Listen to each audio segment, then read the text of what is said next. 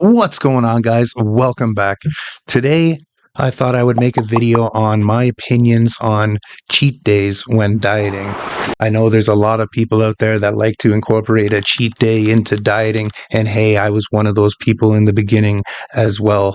I do it a little bit differently, but I still have a sort of cheat day. It's just not, every week. It might be. I use a cheat day when I achieve what I run on short goals. So 10-pound increments, I try to drop consistently. And when I drop a full 10 pounds, I'll jump out of ketosis and have a cheat day.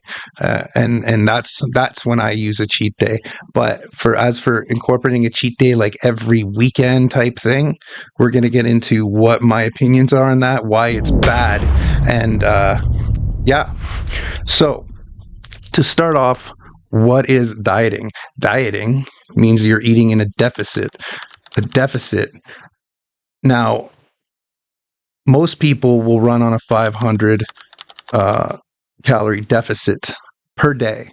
And you can increase this with cardio and gym and whatnot, but that's the standard 500 calories. Anything more is more aggressive. You're going to start losing more muscle. So 500 is where you want to stay. So if you're a sugar burner, you're eating carbs, you're going to run a 500 calorie deficit. Now, 3,500 calories in 1 pound of fat.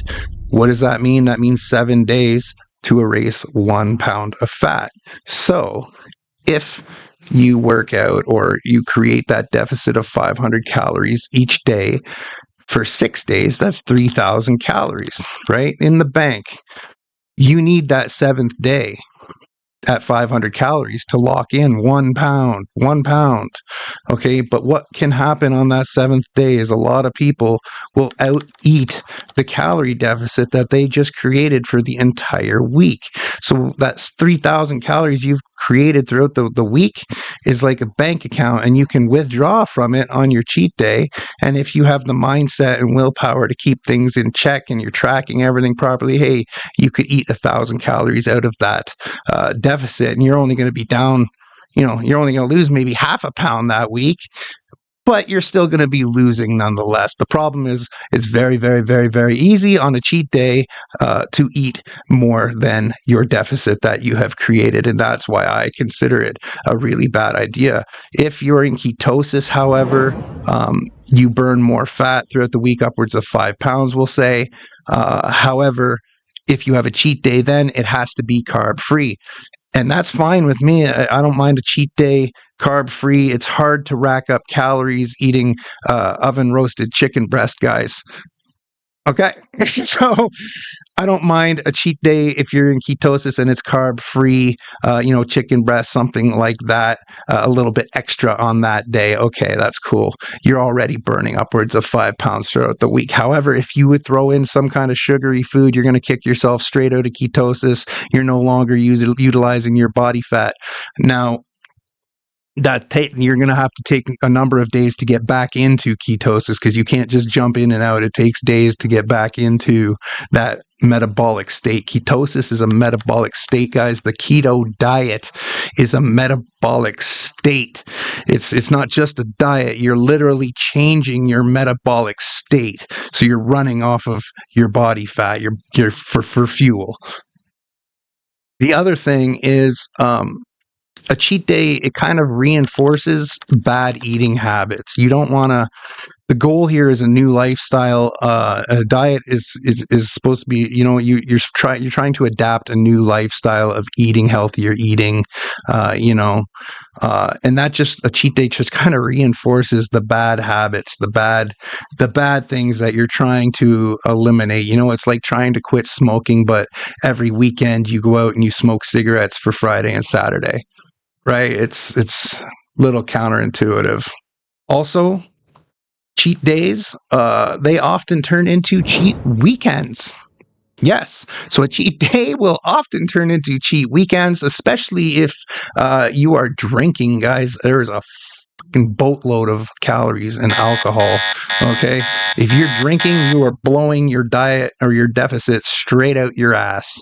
Okay. So there's that. And like I said, it can turn into a cheat weekend. Cheat weekends aren't good because obviously you're racking up way more calories. Now you're putting on weight instead of losing weight.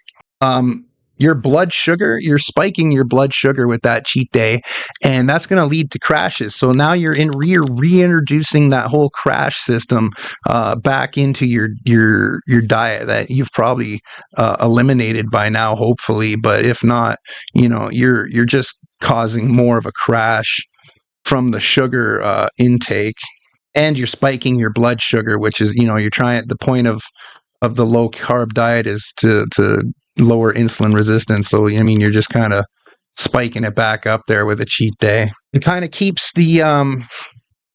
it also kind of keeps the memory of the food. So foods that you eat, you have a memory of how good they are. The addiction to it, we'll say, it stays into your brain. And from what I've read, it can stay there. It takes 2 weeks of not eating the food for that heavy addiction to just come out of your brain. Like you go eat a Big Mac, and then the next day you see an advertisement for a Big Mac, you're going to want to go get another Big Mac. However, if you don't do that for 2-3 weeks, that urge to go get that Big Mac, it completely drops off. So you're kind of keeping those cravings alive for those foods as well, fresh in your memory by doing these cheat days. It also creates a kind of an unhealthy mindset of like good food, bad food. You're trying to eliminate the bad foods from the diet here. So, you don't want the mindset of, oh, it's okay to eat this shitty food once a week. It's just not a good mindset to be in if you're trying to lose weight. Water weight can be a huge thing. You throw in a heavy carb filled weekend or day in the weekend, you're going to pack on a bunch of weight. I believe it's like every 100 grams of carbs is like a pound of water weight or something like that. It's 4 grams of water weight per carb that you eat. So yeah, basically 100 grams is like a pound of water weight, guys. It's not hard to consume 100 grams of carbs. It can also if you have addictive tendencies and binge eating tendencies that you've dealt with, or you're trying to deal with, this is like a trigger for control with binge eating. If you do this and you have binge eating issues, you're just like re-triggering that every time you do this.